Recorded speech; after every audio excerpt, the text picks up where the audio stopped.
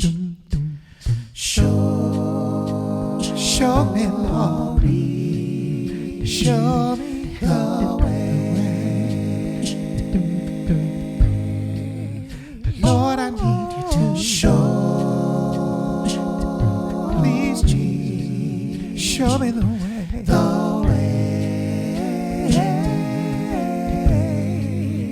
Because I'm down here, Lord, and I need your awesome power to show me the way. Lord, I'm your child, Lord, and I need you, Father. Good morning, good morning, good morning. Welcome again to our Wednesday Bible study. We're so glad that you joined us to study once more. This series we're in right now, looking at the life of David, King of the Jews. Now, thus far, we've studied a look into a heart. When Samuel was sent to anoint the new king, he saw that man looks on the outward appearance, but God looks at the heart. That's in 1 Samuel chapter 16. Next, we saw David as giant killer. In it, we saw the courage and the faith of Israel's next king. That's in 1 Samuel chapter 17. Then we get to 1 Samuel chapter 18, and we see envy and its associates. In this lesson, we saw the effects of envy and noted that envy does not travel alone and that we should behave wisely. Last week, we saw why David said, God is my refuge. Victory in battle rekindled the envy and anger in Saul and forced David to flee. We not only saw what he did, but we read Psalm 59 and we heard how he felt. Listen what he says in verse 14 of that psalm. And at evening, let them return and let them make a noise like a dog and go round about the city. Let them wander up and down for meat and grudge if they be not satisfied. But I will sing of thy power. Yea, I will sing aloud of thy mercy in the morning. David said, when evening comes, let them return, but I'm going to sing about your mercy in the morning. For thou hast been my defense and a refuge in the day of my trouble. Unto thee, O my strength, will I sing, for God is my defense and the God of my mercy. He's able to sing about or declare that he's going to sing about the deliverance that came from God even before he receives that deliverance.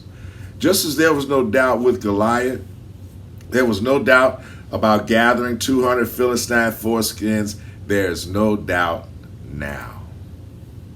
Now last week, Saul tried to kill David again, and he fled to Samuel. When he told all that transpired, they both went to Naioth at Ramah. Saul sent 3 groups of men to bring David back, but they all fell under the spell of the Spirit of God and began to prophesy. More possibly, they began to worship. Finally, Saul came himself and was also overcome by the Spirit of God, so much so that he lay naked all day and all night. So God was protecting David from the threat of Saul. 1 Samuel chapter 20. This time we're going to be looking at the New International Version. And as always, we encourage you to read along with us in whatever version you may possess. Then David fled from Naioth to Ramah and went to Jonathan and asked, what have I done? What is my crime?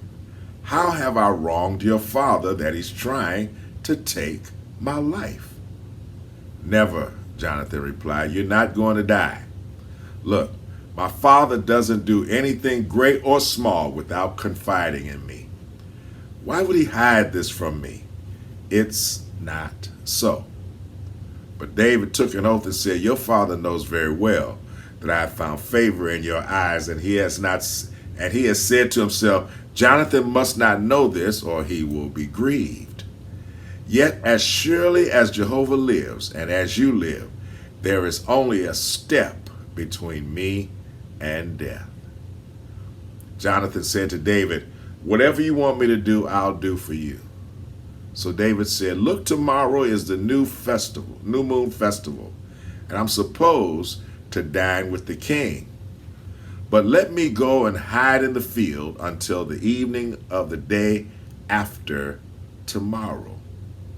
If your father misses me at all, tell him David earnestly asked my permission to hurry to Bethlehem, his hometown, because an annual sacrifice is being made there for his whole clan. If he says very well, then your servant is safe. But if he loses his temper, you can be sure he is determined to harm me. As for you, show kindness to your servant, for you have brought him into a covenant with you before Jehovah. If I am guilty, then kill me yourself. Why hand me over to your father? Never, Jonathan said. If I had the least inkling that my father was determined to harm you, wouldn't I tell you?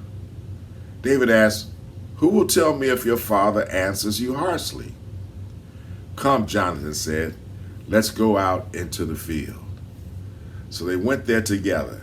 Then Jonathan said to David, by Jehovah, the God of Israel, I will surely sound out my father by this time, the day after tomorrow.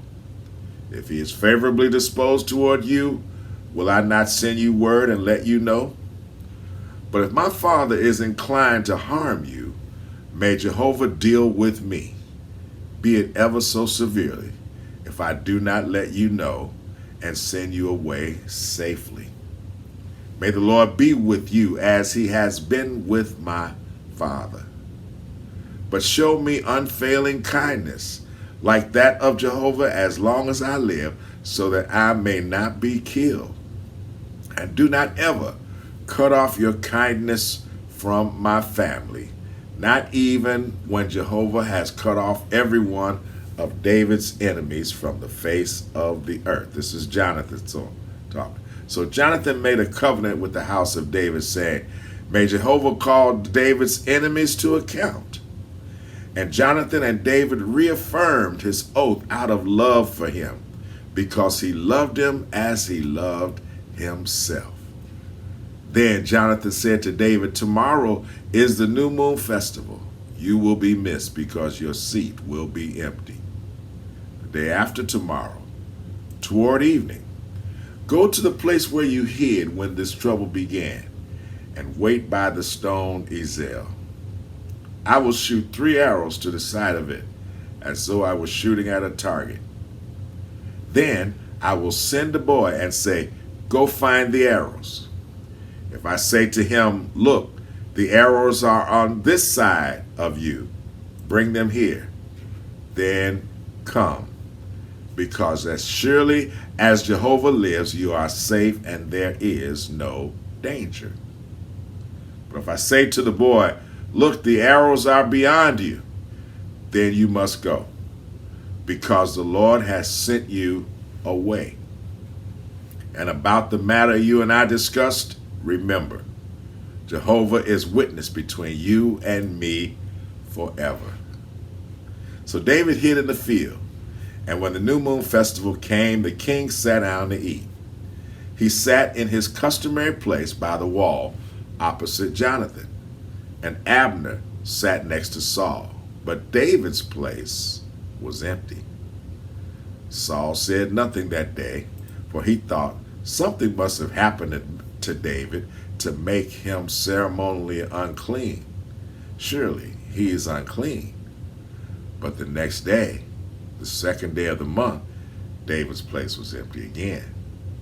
Then Saul said to his son Jonathan, why hasn't the son of Jesse come to the meal, either yesterday or today?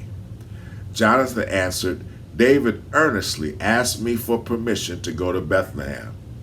He said, let me go because our family is observing a sacrifice in the town and my brother has ordered me to be there. If I have found favor in your eyes, let me get away to see my brothers. That's why he has not come to the king's table. Saul's anger flared up at Jonathan and said to him, you son of a perverse and rebellious woman, don't I know that you have sided with the son of Jesse to your own shame and to the shame of the mother who bore you? As long as the son of Jesse lives in this earth, neither you nor your kingdom will be established. Now send and bring him to me, for he must die. Why should he be put to death? What has he done? Jonathan asked his father. And Saul hurled his spear at him to kill him. Then Jonathan knew that his father intended to kill David. Jonathan got up from the table in fierce anger. On that second day of the month, he did not eat because he was grieved at his father's shameful treatment of David. In the morning, Jonathan went out to the field for his meeting with David. He had a small boy with him, and he said to the boy, run and find the arrows that I shoot. As the boy ran, he shot an arrow behind him. When the boy came to the place where Jonathan's arrow had fallen, Jonathan called out after him, isn't the arrow beyond you? Then he shouted, hurry, go quickly, don't stop. The boy picked up the arrow and returned to his master. The boy knew nothing of all this. Only Jonathan and David knew. Then Jonathan gave his weapons to the boy and said, go carry them back to town. After the boy had gone, David got up from the south side of the stone and bowed down before Jonathan 3 times with his face to the ground. Then they kissed each other and wept together. But David wept the most. Jonathan said to David, go in peace, for we have sworn friendship with each other in the name of Jehovah, saying, the Lord is witness between you and me, and between your descendants and my descendants forever. Then David left, and Jonathan went back to the town. All right. The writer of Proverbs quite possibly had Jonathan and David in mind. Proverbs chapter 18, verse 24, a man that hath friends must show himself friendly. And there is a friend that sticketh closer than a brother. The friendship between David and Jonathan is evident. Look at what the proverbial writer writes in Proverbs 27:6. Wounds from a friend can be trusted, but an enemy multiplies kisses.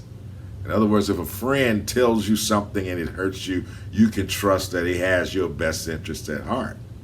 But an enemy, they'll just keep laying it on thicker and thicker with no reality behind their compliments. This friendship of Jonathan and David is legendary. And the Bible speaks volumes about friendship as a special bond. Look at Proverbs chapter 17, verse 17.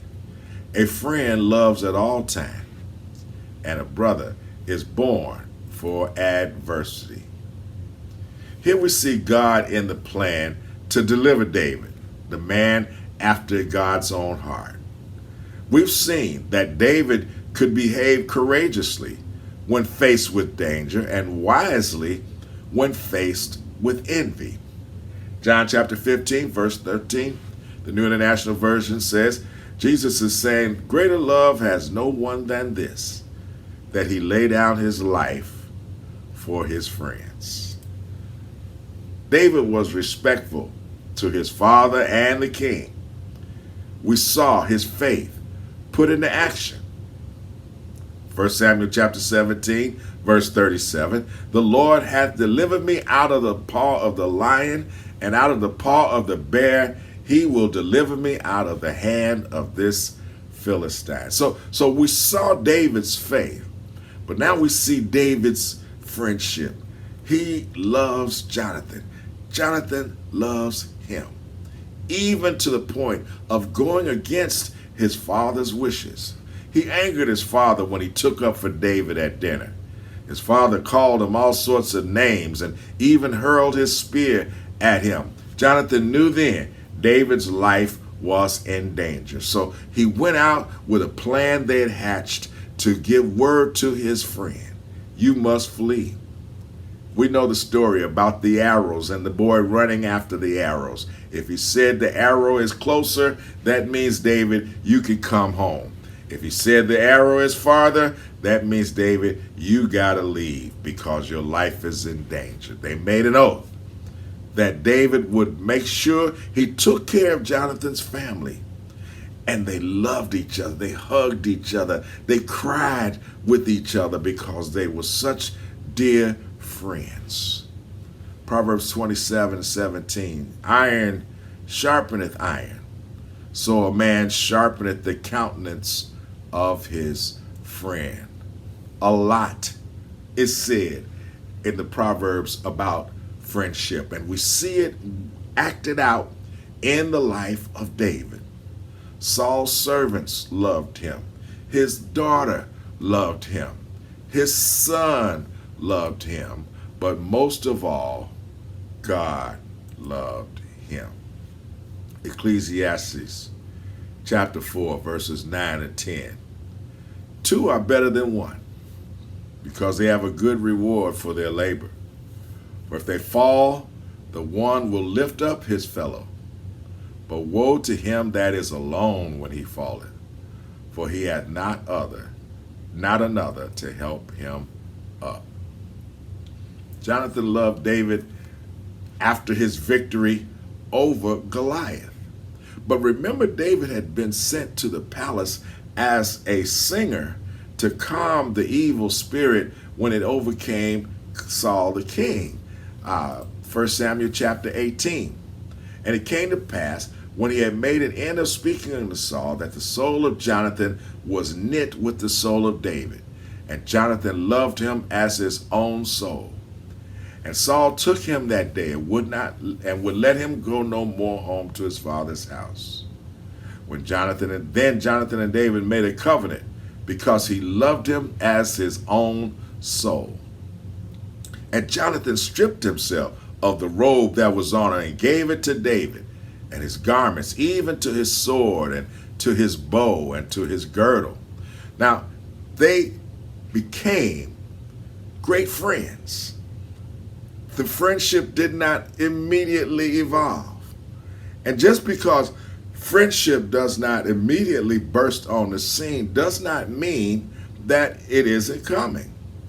As a matter of fact, think of all the friends that you have now that perhaps were not friends initially. Notice, friendship is a gift from God. David was a good friend. We know he's a good warrior. We know he was courageous. We know he was a man after God's own heart. We know he trusted in God with his faith. But we also need to know that David was a friend. Here's some powerful quotes from some noted authors, statesmen, and celebrities about friendship. The worst solitude is to be destitute of sincere friendship. Spoken by Francis Bacon. Actions, not words, are the true criterion of the attachment of friends. This is from George Washington. What can you do for or to someone this week to show yourself friendly? I've learned that the more I show myself friendly to someone else, they are more inclined to show themselves friendly back to me. Albert Camus wrote, "Don't walk behind me, I may not lead. Don't walk in front of me, I may not follow. Just walk beside me and be my friend. Listen to what Martin Luther King says. Love is the only force capable of transforming an enemy into a friend. And finally, Muhammad Ali says, friendship is the hardest thing in the world to explain.